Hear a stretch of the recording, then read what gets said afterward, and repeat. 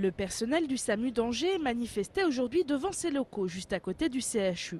D'ordinaire, les médecins régulateurs libéraux du Maine-et-Loire viennent faire des permanences téléphoniques le soir et le week-end, aux côtés des permanenciers du centre 15.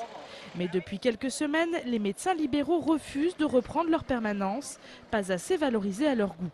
Résultat, c'est le SAMU qui récupère tous les appels. En l'absence de ces médecins, les permanenciers se retrouvent dans la situation où ça va être à eux, où ça risque d'être à eux de prendre des décisions qui ne sont pas du tout de leur ressort, puisqu'ils ne sont pas du tout des personnels médicaux, pour orienter les malades sur des cabinets médicaux où ils ne savent pas si le cabinet va être ouvert, si le médecin va pouvoir les prendre, ils n'ont pas forcément le numéro du médecin puisque les médecins sont en grève, etc. Le risque important, c'est ce qu'on a dénoncé ce matin auprès de la direction et ce qu'on va faire cet après-midi auprès du préfet, des risques de dérapage importants, voire des risques d'erreur dans la prise en charge des patients. Les médecins du SAMU sont solidaires du mouvement, leur travail est également fortement affecté. On passe moins de temps sur chaque dossier, donc c'est sûr qu'on peut passer à côté de quelque chose. On essaie de s'efforcer de faire bien notre boulot. C'est pesant puisque ça augmente la pression au niveau du travail.